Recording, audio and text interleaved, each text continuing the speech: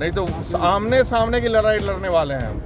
हमको जरूरत पड़ेगा शस्त्र उठाने का तो शस्त्र उठा करके हम खुद भी कुछ भी कर सकते हैं, अगर मेरे प्रतिष्ठा पे और स्वाभिमान पे कुछ आया तो। समुदाय को जो है वो गाली देते हैं और कहीं ना कहीं वहाँ वो उन्होंने कहा था कि हम शस्त्र उठा लेंगे, हम हस्तिनापुर बना देंगे, इस तरह की बात उन्होंने की। तो आप एक बार इतिहास को देखिए और रावण के सोने के बने हुए महल को देखिए। एक बानर आके पूरी लंका जला के चला गया। मेरा हमेशा ये मानना है कि गलत को कभी हम लोग प्रश्रय नहीं देंगे और सही में सही के साथ हम लोग 100% खड़े रहेंगे। अब वो कम्युनिटी पे बात ला रहा है, मैं इसको बोल रहा हूँ कि ये मौका है, तो इसका मतलब थोड़ी मैं कम्युनिटी को किसी को बोल रहा हूँ। सब फर्जी डिग्री उधर उधर से लिए हुए है, दिन भर लफवाई करता था। ये बेसिकली देखिए ये नामर्द है ये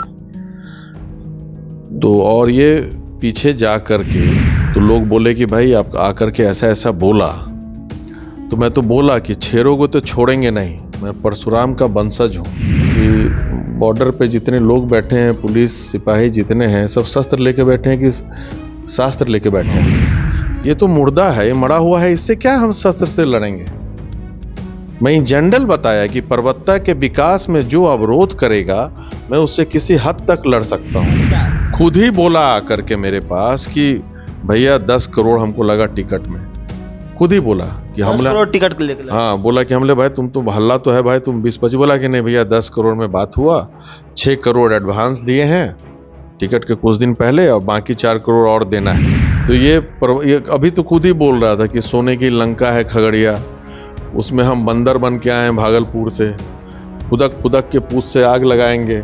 अब बताइए, जो खुद अपने आप को सांसद अपने आप को कहता है कि बंदर है, तो अब उसका क्या मेंटल लेवल हो सकता है बताइए। ये क्या मेरा बिगाड़ेगा ऐसा चिरकुट पिरकुट मेरा भाई। मैं पब्लिक वोट है, जनता मालिक है, मैं जनता से जुड़ा हुआ हूँ, हर एक समाज से जुड़ा हुआ हूँ, हर एक समाज का आशीर्वाद मुझे प्राप्त है। जनता वहाँ जाता हूँ तो हुजूम लग जाता है लोगों का, मिलने वालों का, गरीब लोगों का, उनका काम करता हूँ। आरोप लगना, हम क्या 12 FIR है उस पे, गुंडा बैंक चलाने का FIR है, सोना चांदी चोरी का बेच के अपने यहाँ NI वो FIR है, इस पे बहुत सारा इस पे FIR है, फ्रॉडिज्म का FIR है, 307 का मतलब हर तरह का कुकर्म का FIR है इस पे। बनकर जन्म लिया मैंने, सेवक बनकर मर जाऊंगा। पर्वतता की मिट्टी का संतान हूँ, रुकना मैंने सीखा नहीं। महाकाल का भक्त हूँ, झुकना मैंने सीखा नहीं। हृदय में जो धड़क रहा वो धड़कन तेरे नाम का, रगों में जो बह रहा वो लहू है हिंदुस्तान का। नमस्कार, आप हैं न्यूज़ 4 नेशन पर, मैं आपके साथ अभिजीत सिंह। लोजपा रामविलास के सांसद राजेश वर्मा और वहीं बात करें तो मुख्यमंत्री नीतीश कुमार के काफी करीबी विधायक, जदयू से कद्दावर विधायक है, परबत्ता से विधायक हैं और साफ तौर पर दोनों आमने सामने नजर आ रहे हैं और तकरार देखने को मिल रहा है। तो वहीं बात करें तो तमाम जो कहा जाए तो राजेश वर्मा साफ तौर पर कहते हुए नजर आ रहे हैं कि देखिए एक जाति, एक कम्युनिटी को है उन्होंने गाली दिया है। हमारे साथ खुद हैं परबत्ता से विधायक डॉक्टर संजीव सर। सर, कैसे देख रहे हैं जो अभी तकरार देखने को मिल रहा है? राजेश वर्मा आप पे आरोप लगा रहे हैं कि एक कम्युनिटी का आपने गाली दिया है। देखिए, सब बकवास है। ये सब को जब औकात नहीं होता है ना लड़ाई करने का, तो फिर कूदना नहीं चाहिए। अब कम्युनिटी पे बात ला रहा है, मैं इसको बोल रहा हूँ कि ये मौका है, तो इसका मतलब थोड़ी मैं कम्युनिटी को किसी को बोल रहा हूँ। ये इंडिविजुअल मैं इसके बारे में बोल रहा हूँ, किसी के बारे में नहीं बोल रहा हूँ। और राजेश वर्मा कोई वैसा बड़ा आदमी भी नहीं है कि किसी कम्युनिटी को रिप्रेजेंट करे। मैं कभी कम्युनिटी का चर्चा नहीं किया हूँ। ये सब गलत अफवाह गुमराह करता है लोग। मैं हर जाति समाज के लोगों का काम करता हूँ। आप हमारे घर पे आएंगे, दलित हो, महादलित हो, चाहे हमारी भूमिहार जाति के हों, जिस जाति के लोग हों, सबका उचित सम्मान, उचित कार्य मैं करता हूँ। और मैं पेशे से डॉक्टर हूँ और डॉक्टर कभी भी किसी जाति धर्म का पूछ के इलाज नहीं करता है कभी किसी का। तो इसको बेसिक नॉलेज का कमी है। ये सब फर्जी डिग्री उधर उधर से लिए हुए है, दिन भर लफवाई करता था, तो इससे कोई फर्क नहीं पड़ता इसके बोलने से। पर्वतता की जनता जानती है कि मैं सभी जाति समाज के लोगों को उचित सम्मान और भगवान समझता हूं मैं अपने जनता को, और मैं उनका सेवक बनकर ही कार्य करता हूं। लेकिन ये टकरार क्यों देखने को मिल रहा है? क्या राजेश वर्मा ने क्या क्षेत्र में जो आपने? देखिए, ये बेसिकली देखिए, ये नामर्द है ये। तो और ये पीछे जा करके, मेरे पीछे जा करके जो इतना मदद मैं किया इसको, और पीछे जा करके कुछ एक दो लफुओं के साथ जा करके कहीं पे कुछ स्टेटमेंट दे देता है, तो लोग बोले कि भाई आप आकर के ऐसा ऐसा बोला। तो मैं तो बोला कि शेरों को तो छोड़ेंगे नहीं, मैं परशुराम का वंशज हूं। शास्त्र के साथ वक्त आने पे शस्त्र भी उठा सकता हूं। लेकिन वो तो बोल रहे हैं कि शास्त्र का जमाना चला गया, अब शस्त्र की जमाना है, जो एक अध्याय है वो खत्म हो नहीं गया। नहीं, सुनिए, बता रहे हैं कि शस्त्र का जमाना कभी नहीं गया है। शास्त्र के साथ शस्त्र जरूरी है। तो मतलब इस पगला से पूछिए कि बॉर्डर पे जितने लोग बैठे हैं, पुलिस सिपाही जितने हैं, सब शस्त्र लेके बैठे हैं कि शास्त्र लेके बैठे हैं? शस्त्र का जमाना कैसे जाएगा? बॉर्डर पर है अब क्षेत्र हम की बता रहे हैं कि बॉर्डर पे हम लोग बता रहे हैं कि जब लड़ाई होता है तो हर चीज से होता है किसी के, लेकिन इसके परिप्रेक्ष्य में मैं नहीं बोला हूं। ये तो मुर्दा है, ये मरा हुआ है, इससे क्या हम शस्त्र से लड़ेंगे? मैं इन जनरल बताया कि पर्वतता के विकास में जो अवरोध करेगा, मैं उससे किसी हद तक लड़ सकता हूं। तो क्या राजेश वर्मा ने पर्वतता के विकास में अवरोध किए हैं?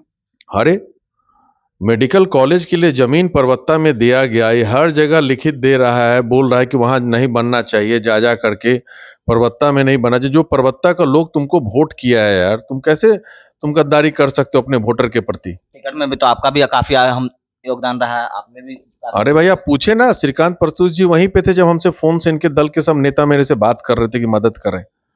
पूछिए आप, कितना मदद हम किए हैं इसको। वहां पे जब जिसे पूछा गया तो जम के चुनाव में भी पहला मीटिंग पर्वतता में अपने यहाँ किए।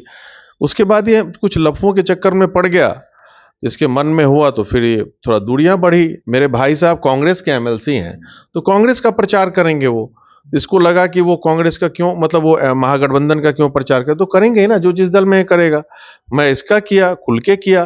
दोनों बार डिप्टी सीएम विजय सिन्हा जी आए, रोड शो में गया, पूरा अपने क्षेत्र में वोट आया हमारे इलाके में। तो उसके बाद अगर इसको अनाप शनाप अगर बोले तो ये तो गद्दारी करेगा, तो उसका जवाब तो हम देंगे ही ना। लेकिन आपने टिकट का भी आरोप लगाया कि टिकट के लिए वो जब वो आए थे तो पैसा मांगने की इस तरह की बात बोली। खुद ही बोला आकर के मेरे पास कि भैया 10 करोड़ हमको लगा टिकट में। खुद ही बोला कि 10 हमला, करोड़ टिकट को लेकर लगे। हाँ बोला कि हमले भाई तुम तो हल्ला तो है भाई, तुम 20-25। बोला कि नहीं भैया 10 करोड़ में बात हुआ, 6 करोड़ एडवांस दिए हैं टिकट के कुछ दिन पहले, और बाकी 4 करोड़ और देना है।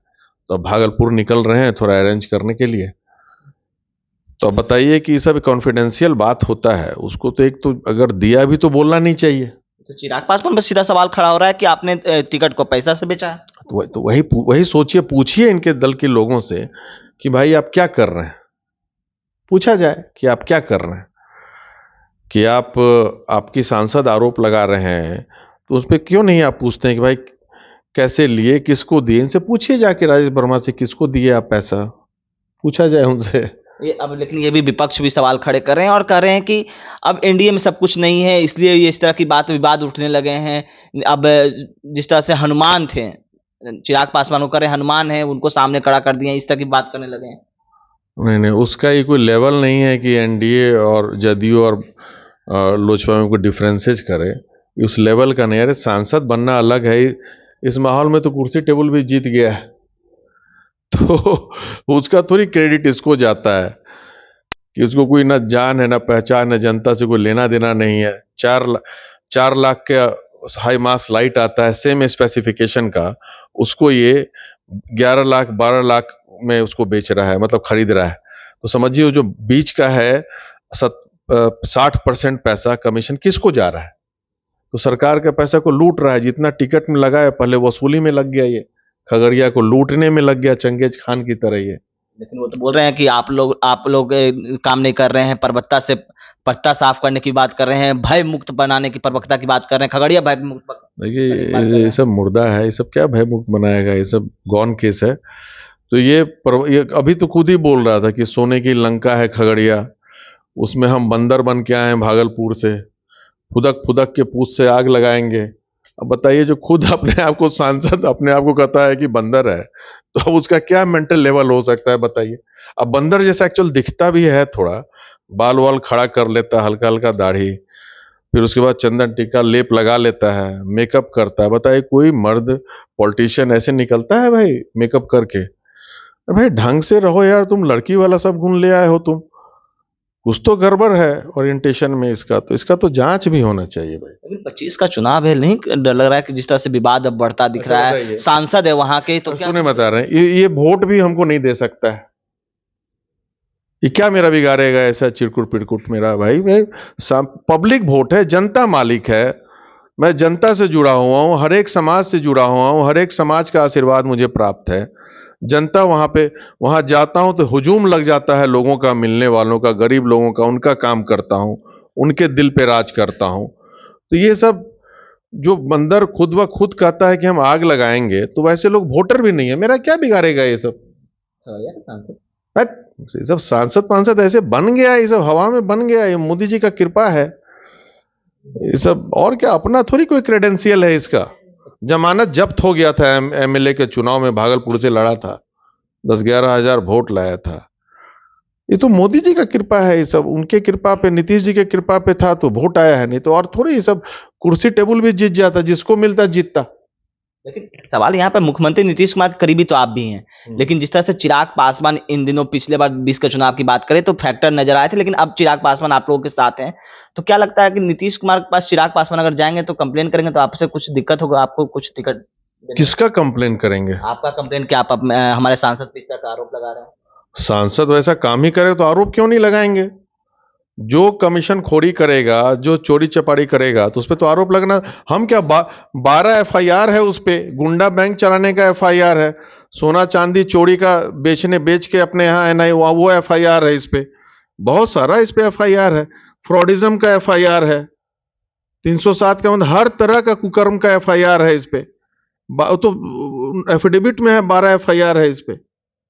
वो पूछिए कि 12 एफआईआर क्यों है? अगर तुम सोशल वर्क कर रहे थे तो ये जमीन का दलाली का एफआईआर है, फर्जी दस्तावेज का है, वो सब का एफआईआर बहुत सारा है, आप देख लीजिए जाके, डाला हुआ है, आपको नेट पे मिल जाएगा सारा इस पे। गलत क्या बोल रहे हैं? सब गलत धंधा किया, गुंडा बैंक, एक आदमी सुसाइड कर लिया, एक औरत से इतना इंटरेस्ट ले रहा थे, वो सुसाइड कर लिया। तो फर्जी सोना बेचता, गलत नकली सोना बेचता है, तो हर तरह से लोगों को ठगता। हम खुद ही लेकर के हम दूसरे दुकान में दिखाए तो भाई पहले लिए थे, भाई ताम झाम देख के हम ले लिए, तो भाई बोला भैया आइए आइए लीजिए, तो हम लिए भी थे। इससे 2 साल पता चला ये तो आपका उसका दाम ही नहीं मिलेगा भाई, ये फर्जी गलत है, ये मिलावट है इसमें।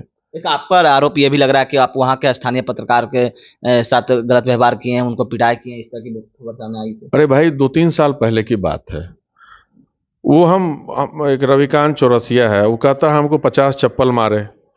अब हम चप्पल मारने वाले लगते हैं? बताइए आपको किसी एंगल से? हम तो इलाज जरूर करते हैं, लेकिन चप्पल जूता से हम नहीं मार रहे हैं किसी को। और बोलता है कि हमको थूक चटवाए रविकांत चौरसिया, ये सब ऐसा कुछ हुआ नहीं है। फिर कहता है हमको पर्स से पैसा ले लिए, फिर और लोग हमको थपड़ाया।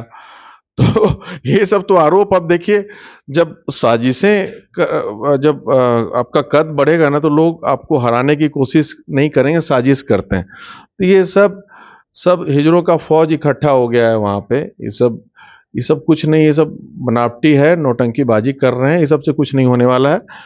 मेरे साथ जनता इंटैक्ट है, विकास परबत्ता की जनता देख रही है, और परबत्ता की आवाज को मैं सदन में, सड़क से सदन तक मैं हर वक्त बुलंदी से रखा हूं। चाहे किसानों का मामला हो, पूरे बिहार में टोपोलैंड का हो, गैर मजरूआ खास जमीन का हो, वृद्धा पेंशन कम मिलता है वो बढ़े, वार्ड सदस्य की का इन जनरल जो है जो मास समस्या बिहार की है, मैं उसको देखता हूं। अब ये सब छोटे मोटे बात में आप लोग आ गए हैं तो मैं जवाब दे रहा हूं, इसमें मैं चाहता भी नहीं था कि कोई उत्तर दूं, प्रत्युत्तर करूं इसका। लेकिन राजेश वर्मा ने कई आरोप भी लगाए थे ना, कि कहे थे कि आप जब वहां पर लोगों को धमकाते हैं, इस तरह की भी कई आरोप है जो लगाए गए हैं आप पर। भाई किसको धमकाएंगे, क्यों धमकाएंगे? ये मुर्दा है, यही सब करेगा ना, आरोप लगाएगा। जरूरत क्या है धमकाने का? अरे जनता मालिक है, हम सेवक हैं जनता के, और हमको धमकाने की जरूरत ही क्या है? किसको धमकाए? वहां पे मेरे विपक्ष में 25 साल से कैंडिडेट बदलते आया है, पिताजी के हम लोग वहीं स्थिर हैं, चट्टान की तरह। सामने वाला हवा की झोंकी की तरह आते हैं और चले जाते हैं। तो हम लोग वहां एकदम सुदृढ़ हैं। परबत्ता एक अभेद किला है, और वो नहीं जानते भेद हैं कर कि सकता है। कौन कौन उसका रक्षक है, कौन वहां उसकी रक्षा कर सकता है, वहां की अस्मिता का रक्षा कौन कर सकता है, वहां के आन बान और शान को कौन बढ़ाता है, और हर एक समाज का मुझे सपोर्ट मिलता है। इसलिए मैं कहता हूं कि भाई चलता रहा हूं अग्निपथ पर, चलता चला जाऊंगा, सेवक बनकर जन्म लिया मैंने, सेवक बनकर मर जाऊंगा। पर्वत्ता की मिट्टी का संतान हूं, रुकना मैंने सीखा नहीं, महाकाल का भक्त हूं, झुकना मैंने सीखा नहीं।